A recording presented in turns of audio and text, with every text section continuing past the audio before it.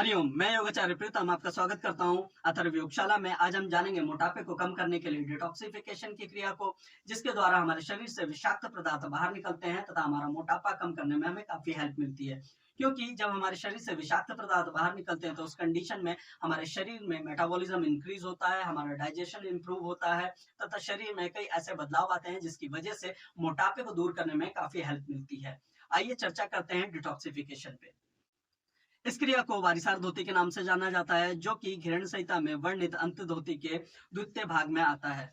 इसको शंख प्रक्षालन के नाम से भी जाना जाता है। इसमें विशेष ध्यान दिया जाता है आपके आंतों की सफाई के ऊपर। यदि आपकी आंतें स्वच्छ और निर्मल है तो आपके शरीर में आपको स्वयं ही अलग चेंजेस महसूस होते हैं, क्योंकि आंतों की सफाई बहुत महत्वपूर्ण है। आंत अगर स्वस्थ है तो आपका मेटाबॉलिज्म इंक्रीज रहता है, आपका डाइजेशन अच्छा रहता है, आपको किसी तरह की शारीरिक व्याधियां नहीं होती है। क्योंकि आयुर्वेद के अकॉर्डिंग ज्यादातर बीमारियां आपके पेट से जुड़ी है, तो यदि आपका पेट स्वच्छ है तो आपका मन और शरीर स्वयं ही स्वच्छ रहेगा।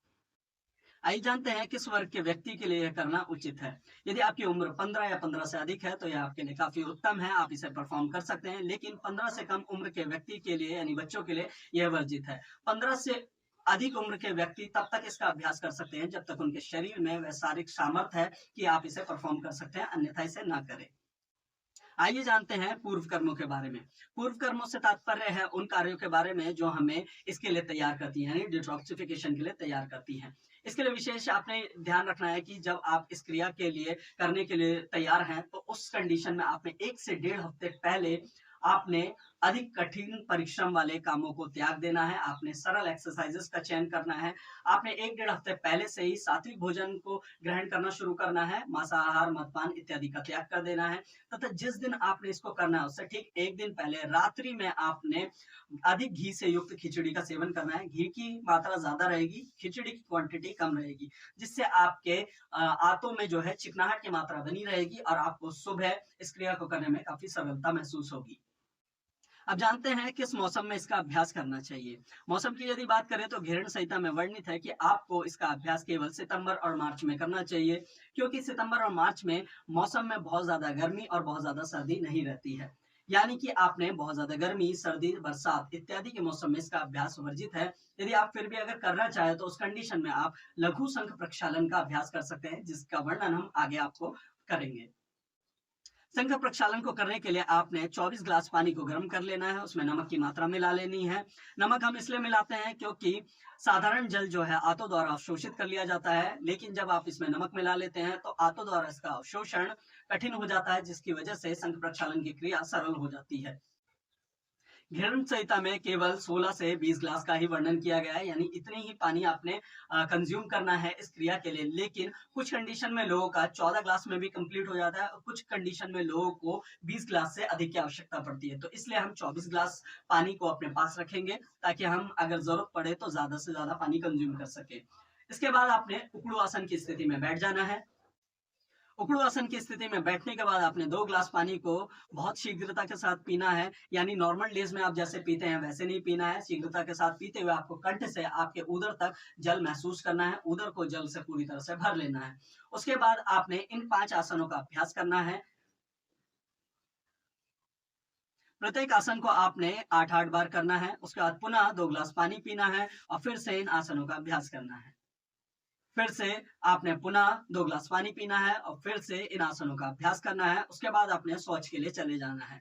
शौच में विशेष बात आपने ये ध्यान रखनी है कि आपने बहुत ज्यादा जोर स्वयं से नहीं लगाना है। मल स्वतः बाहर आ जाए तो अच्छी बात है, वरना आपने 2 से 3 मिनट के अंदर वापस आ जाना है। पुनः 2 ग्लास पानी का सेवन करना है और फिर से आसनों का अभ्यास करके आपने शौच के लिए जाना है।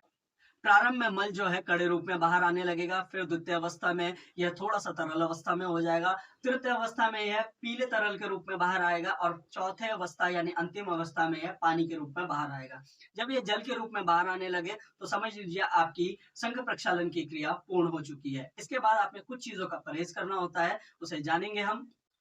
आइए जानते हैं पाश्चात्य कर्म को। पाश्चात्य कर्म से तात्पर्य है उन कार्यों से जो हमें शंख प्रक्षालन के तुरंत बाद नहीं करनी है या करनी है। आइए जानते हैं इन कार्यों को। शंख प्रक्षालन के 3 घंटे तक आपने सोना नहीं है। 45 मिनट तक आपने आराम करना होता है। इस आराम के दौरान भी आपने सोना नहीं होता है। साथ ही साथ आपने ध्यान रखना है, यदि आपको ठंड लग रही है तो आप धूप में ना बैठें, उसकी बजाय आप कंबल का उपयोग करें। पंखे के नीचे ना बैठें, खुले ठंडे वातावरण में ना बैठें, ठंडे पानी का सेवन ना करें तथा साथ ही साथ आप बहुत ज़्यादा फिजिकल एक्टिविटी ना करें, चले ना, बोले ना, इस तरह की क्रियाएँ भी वर्जित है। आपने शांत मन से एक जगह बैठे रहना है और आपने अपने मन को एकाग्र करते हुए सिर्फ़ और सिर्फ़ स्वयं पे ध्यान केंद्रित करते हुए मौन अवस्था में बैठे रहना है। जब आपके 45 मिनट कंप्लीट हो जाए तो उसके बाद आपने घी से युक्त खिचड़ी का सेवन करना है। उसका कारण यह है कि जब हम डिटॉक्सिफिकेशन की इस क्रिया को करते हैं तो मल के साथ-साथ हमारी श्लेष्म झिल्ली जो हमारे आंतों को प्रोटेक्शन प्रोवाइड कराती है वो भी बाहर आ जाती है। इसलिए घी की मात्रा अधिक होनी चाहिए तथा आपने खिचड़ी तब तक खानी है जब तक वह गले तक महसूस ना हो। इससे आपकी आंतों के अराउंड वह जो घी है वो एक प्रोटेक्शन लेयर का काम करेगा और चिकनाहट प्रोवाइड कराएगा आपके आंतों को और आपके एसिड से बचाएगा। यानी एसिड जो है आपके आंतों को कोई नुकसान ना पहुंचाए, उसके लिए यह प्रोटेक्शन लेयर का काम करेगा।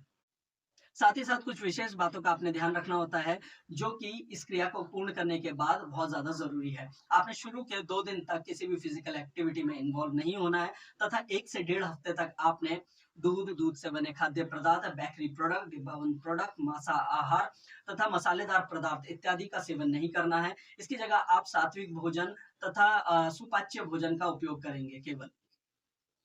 तथा विशेष बात आपने यह ध्यान रखनी है कि अगले 40 दिन तक आपने मांसाहार बिल्कुल वर्जित है। यदि आप 40 दिन तक स्वयं पे इतना कंट्रोल रख पाते हैं, तो आने वाले टाइम पे आप खुद पे इतना कंट्रोल रख पाएँगे कि आप अपने डाइट को मेंटेन कर पाएँगे, अपने एक्सरसाइज शेड्यूल को मेंटेन कर पाएँगे। आइए जानते हैं किन व्यक्तियों के लिए लाभकारी है। लाभ की बात करें तो यदि आपको प्रारंभिक बवासीर है तो उस कंडीशन में आपके लिए काफ़ी अच्छा है। आपको पेट में गैस की समस्या रहती है उसके लिए काफ़ी अच्छा है। आपका एसिड लेवल हाई या लो रहता है तो उस कंडीशन में भी ये काफ़ी अच्छा है क्योंकि ये बैलेंस का काम करता है, जठर अग्नि को प्रदीप्त करता है, आपके मेटाबॉलिज्म को बूस्ट करता है। आपके शरीर में अगर एलर्जिक रिएक्शन है या पिंपल्स आते हैं तो यानी आपके खून में विषाणु की मात्रा अधिक है, यह उसके भी डिटॉक्सिफिकेशन का काम करता है। इस तरह से यह मल्टीपल वेव्स में आपको हेल्थ प्रोवाइड कराता है। आइए जानते हैं किन के लिए हानिकारक है। हानियों की यदि बात करूं तो यदि आपको खूनी बवासीर है तो उस कंडीशन में आपको इसको नहीं करना है। उच्च रक्तचाप की अवस्था में इसका अभ्यास नहीं करना है। यदि आपको अस्थमा की प्रॉब्लम है तो इसका अभ्यास नहीं करना है। यदि आपको हर्निया की प्रॉब्लम है तो इसका अभ्यास नहीं करना है।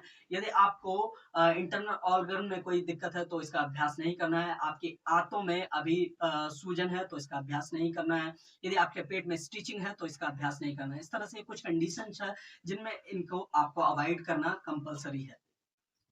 इसके अलावा भी जब भी आप इसका अभ्यास करें तो आपके साथ किसी एक सहयोगी का होना अति आवश्यक है क्योंकि लूज मोशन की यह क्रिया है यानी इसमें हम बार-बार फ्लश के लिए जाते हैं तो उस कंडीशन में हमारी काफ़ी ऊर्जा लगती है तो हो सकता है आपको चक्कर भी आ सकते हैं। तो उस कंडीशन में आपके साथ एक सहयोगी का होना बहुत ज़रूरी है और ज़्यादा अच्छा तब होगा कि आप किसी के अंडर गाइडेंस में करें जिसको पहले से ही इस क्रिया का काफ़ी अच्छा अनुभव हो।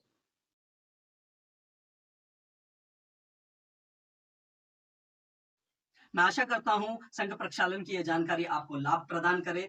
अगली वीडियो में मिलूँगा अगली जानकारी के साथ, तब तक के लिए धन्यवाद।